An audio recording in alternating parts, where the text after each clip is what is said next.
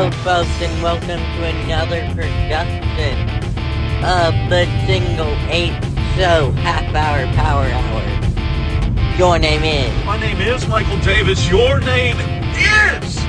Hannah Miljaw. Yeah, it's the Power Hour time. Television watching at its finest with Single H. And we talked a lot last week about Agatha All Along, and we will return to that. But there is some other family viewing that we do. Am I right? Yep, Only Murdered in the Building. Yes, we've talked about that in the past on the Single H Show Half-Hour Power Hour. And we have been through seasons 1 through 3 with you. But we're actually all the way up to date. We're on season 4 now. And we're up to date as of the posting of this show on September 29th. That means we are on episode 5. So if you don't want spoiled for the first half of the season, do not listen to it and go on Hulu or your Disney Plus, whatever version of the platform you are watching it on. And go and watch it. Yes. So, how you feeling about it so far? It's really good. We start out with the conundrum of where we ended the season before, which was we assumed that Steve Martin's character was shot and killed in his apartment. But then we realized that it was... They showed it with Sue at the end of last season. It was, we call her Sue. That's her name from Glee, right? Yep. Yeah, his stunt double. So we pick up after that we've realized that it was not him. There was a note written on the floor that, that Steve Martin understood. So how do you want to address season 4 as we begin this conversation? We're immediately going to go into spoiler territory because they did do a good job hiding things in the trailer. Yes. So we're going to hop right into your spoiler territory. So that's going to be a point in the YouTube version on the podcast for future Daddy Man to put on a big red sign that said, spoiler alert. Spoiler alert! Yes. Spoilers are coming soon, yeah. Spoilers are coming now, yeah. Yeah. Did I not vamp long enough for you to take a drink out of your whiskey bottle there, champ? It's my giant water bottle full of stickers. We'll have to take a photo of it. You're drinking stickers. Your water bottle is full of stickers. No, on the outside. We're going to have to take a photo of that one. Yes, and post it. Yeah. Oh, it's very LGTB emphasis on the T affirming water bottle. Yeah. Yes. So, go. Spoilers. I gave you a spoiler alert and you don't have anything in your mouth, so start talking. Jan showing back up. Jan is back. And do you think maybe Jan is the murderer still? No. Cause I feel like, usually they highlight them a fair amount. Yes. She hasn't been highlighted enough. Yeah. She did in one episode's appearance. She's not highlighted enough. Yeah. So... Cause normally they do a good amount of by showing you them to try to get you off. Like, they're a normal part of the cast. They really try to pull you off track by making things so visible and, well, that there's no way it could be that. And we'll get to that as we talk about the end of episode 5 here in a few minutes. Yeah. But talk about Jan. And... Jan is... Is that her name on the show, or was that her name on The Office? Both, I'm pretty sure. Is it both? Yeah. Okay. Jan is the... See, gang, here's the problem with us. Yeah, but Jan. It is both of them. We know characters from other shows, and we magically call them that name. But in this instance, it's the same. Yep, it is literally the same. Jan is Charles's ex-girlfriend, and that's what we're gonna go with. I'm probably enunciating it wrong. Oh, the stunt double? The stunt double current girlfriend. Alright, can we just call her Sue?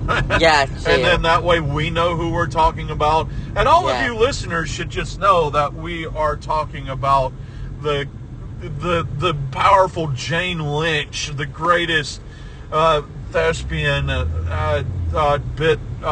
side player there is. Yeah. Magnificent Jane Lynch, from such films as A Mighty Wind and such television programs as Family Game Night.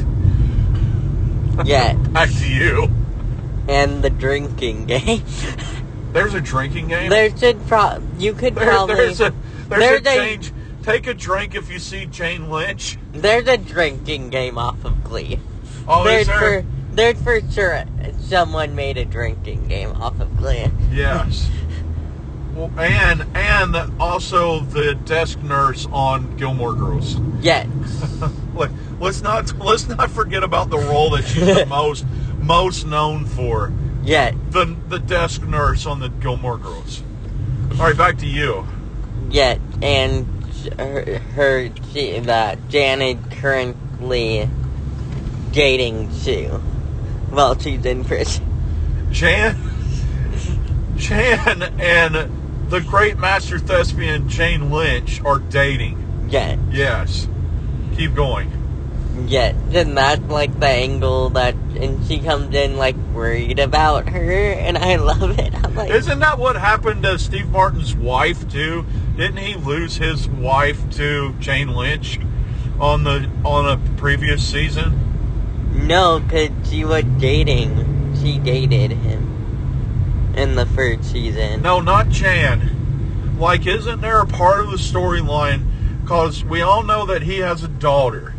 But, so the mother of his daughter also dated Jane Lynch on the show. I believe that was a part of a plot line earlier. Yeah. Yeah. Alright, so back to it. Jan breaks out of prison. Yes. To go to Charles to see if Sue is okay. Because she hasn't been in touch with her and she's worried about her safety. Yes. Yes. And that dynamic is wonderful between Oliver and Mabel, thinking that he's going insane all of the first episode. Yeah. Oh my, it was so funny, that dynamic. Suddenly they're like, what? That because he was talking about talking to Jan? Yes. Yes.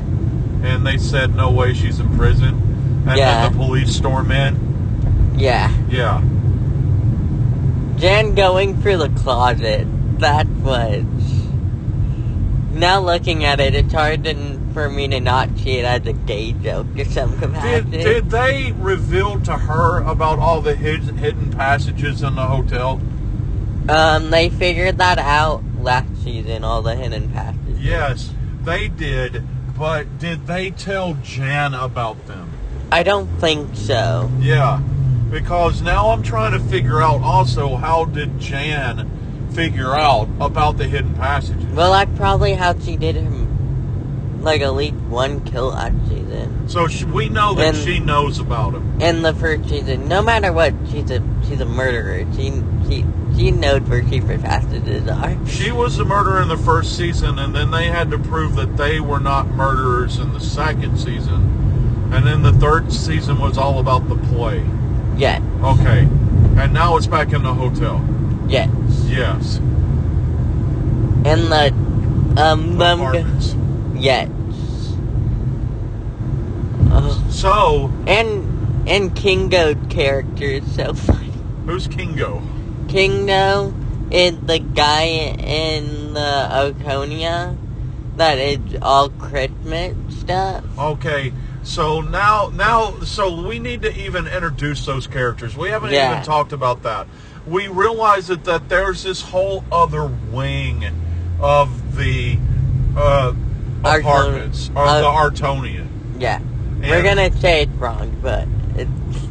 And we get to be introduced to these characters. Can you... Now, Well, let's talk about those characters, beginning with Christmas Guy. Yeah, Christmas Guy. Kingo.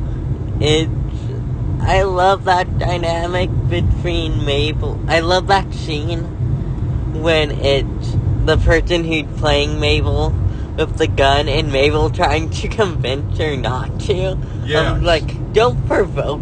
Oh, Eva Longoria? Yeah, Eva Longoria. Okay, we'll get to Eva Longoria in a second, but go ahead and... Eva Longoria had the gun. That's pertinent to what you're saying. Yeah, that scene dynamic was so freaking funny. Yes. That scene deserved an Emmy. Possibly so. But we learn about this other side of the Artonia because they have all felt like those people have been spying on them. Yeah. And they have special names for each of them. So one is the Christmas Guy. Yes. Okay, explain the other one. Eye Patch. Which we have seen him in other seasons. We're seeing him more in the more not lower side character, but more supportive. He's in a supporting character role. This season. The great Richard Kind. He's in the support character role this season instead of ally we barely see. Yes.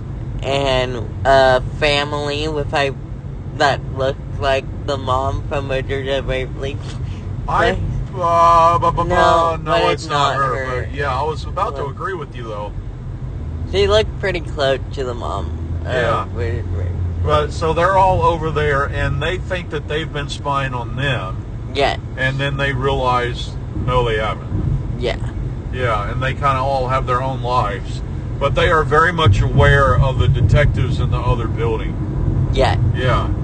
So they assume it was them. Yes. With chaos ensued that they play a game of poker. But it's not poker. It's some kind of card game that they have made up, and because they have to teach Mabel and Oliver the game for the fanciest cut of bacon. A shower ham. Yes, but the type of meat that was in the shower, it's really, really expensive. Yes. That comes with a specific knife for you to cut it. That you normally, to keep it fresh, you have to put the cut that you cannot eat back on top of it. Yes. To keep it. To keep it fresh. Yeah. Yeah. It's really expensive. Aged ham. Yeah. Yeah. Well, that's something that you, the chef Single H, that's something you would know all about. Yep. Yeah. I watch a lot of cooking videos. You do. So now we introduce all these new characters. But there's even more new characters that they've had to introduce this season because the main subject of this season is they are making a movie out of the podcast that the TV show's based on. Yeah. That's meta, yo. Meta. Well, isn't it based off of a book? I don't know. I don't know. I just... Maybe. Yes. Yeah. Logic words. Yes. And so we have other characters in this season that you've already introduced, which is the actors playing themselves who are going to portray Charles and Oliver and Mabel. And those are Eugene Levy. Oh my God, I just said her name and I forgot it. Eva Longoria. Yeah. And the star of such films as Between Two Ferns and all three Hangover movies, Mr. Zach Galifianakis. Yeah. Yes. So we get to see them interacting with their counterparts who are going to play them in the movie, And then all the worlds start to mix together. Yeah. Because we begin to think that some people in the movie has a role in the killing of Charles's stunt double. Specifically the brothers, which are the directors that are two twin sisters. The brothers who are the twin sisters who are the directors. Yes. Yes. Just watch it, you'll understand. Yes. But we forgot one more character who reemerges. The great, ageless wonder, whose name is... What's his name? Oh, Ant-Man. What's Ant-Man's name? He's such a great actor. And he's such a superb person in so many roles as in Ghostbusters 2, The Anchorman, and... Parks and Rec. He was in Parks and Rec as the Newport that was running against Leslie Knope for public office. His name's Paul Rudd. Paul Rudd, yes. Yes. We love him so much. We love him so much we remember his name. Yeah, they're like, we want Paul Rudd back. We want Paul Rudd back. And what a great way to do that, as he is just this random stunt person who is Scottish. Yeah, I'm like... So I'm going to tell you right now, I think he's a murderer. He is poking around a little bit. Yeah. A little bit too much. And I'm telling you, he knew that it was Jane Lynch. And I'm saying he is the murderer, and it was never about killing Charles. And I'm saying right now, Paul Rudd's character killed Charles's stunt double so that he could start to get work again. Yeah. I'm calling it right there. Yeah, he is poking around a little bit too much. Yeah. Like a smad bit too much. So there's just a lot going on right now. Where that we're at in the show as of episode 5 is it looks heavily like that the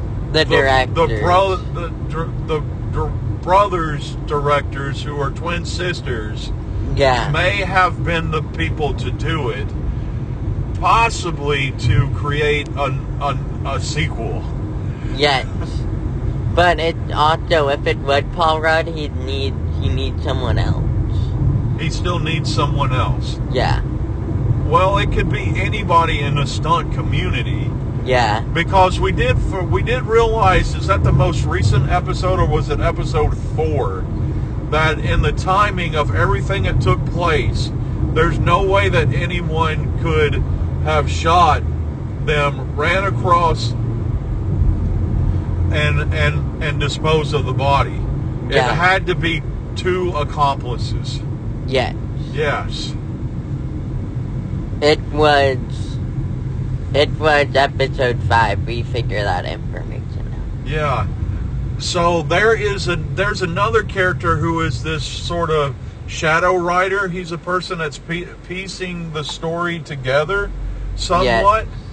And I have a suspicion that maybe possibly he might be the murderer. Yeah. He said one line recently that just jumped out at me hard. It was, "Oh my gracious, I'm already working on the sequel." That line stood out to me when he said that. Yeah. Yeah. Well, he also saw the murder board. And he saw the murder board? Yeah, he was very excited about the murder board. Yeah. And his picture wasn't anywhere on there. There's all sorts of reasons he could have been excited about the murder board. So it's either Paul Rudd trying to get his get some work by eliminating another stunt person, or it's that guy, the writer. But then it could have been Eva Longoria. Yeah, or the Paramount executive producer person. Yeah, when they showed her snooping around that garage with a gun, she still never actually explained while she was in there. Yes. Yeah. And I sat on, like, the area that they were at Paramount. Did you? Yeah. Out there where that they were talking it through? You Yeah. sat on that set?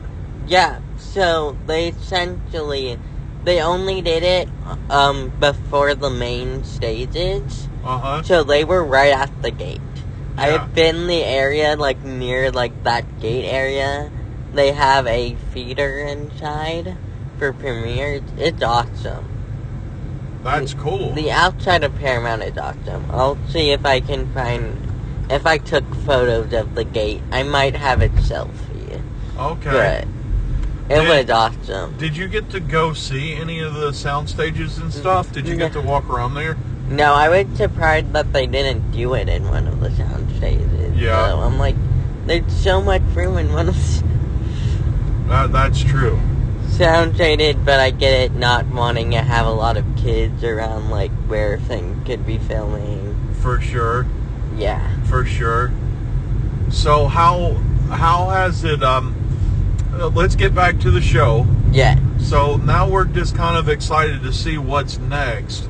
Yeah. But they definitely feel like that they have a really huge lead with the brothers, Yes. who are twin sisters. Yes. Yes. So now we just got to wait for this week to see how it all pulls together. And I'm going to explain how we're going to do podcasted coming up. We are going to alternate. But before you do that, Yes. we have to have one of our commercials.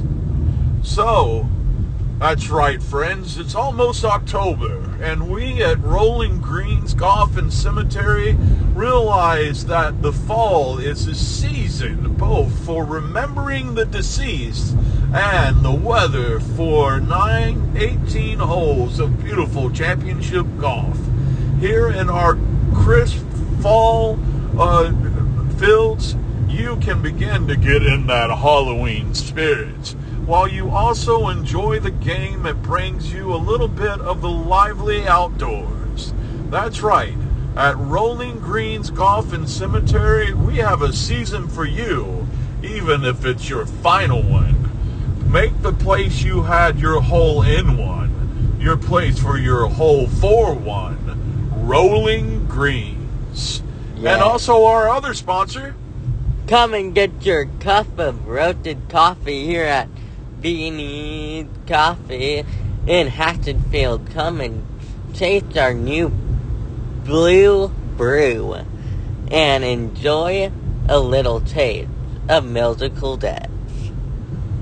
Okay, so how are we doing the next few weeks? So the next few weeks we're gonna alternate between Only Murders in the Building and Agatha until they finish up. So next week we will continue with what will be episode 4.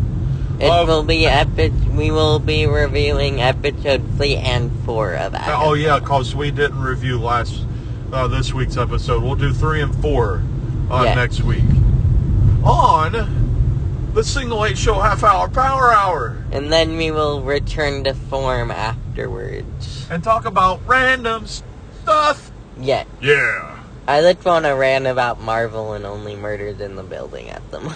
Well, you being the host of this lovely podcast.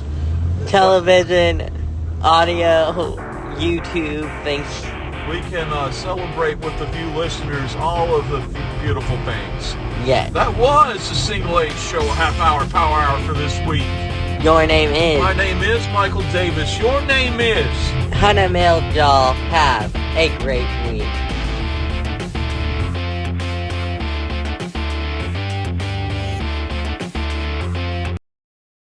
This has been a presentation of Transcended Media.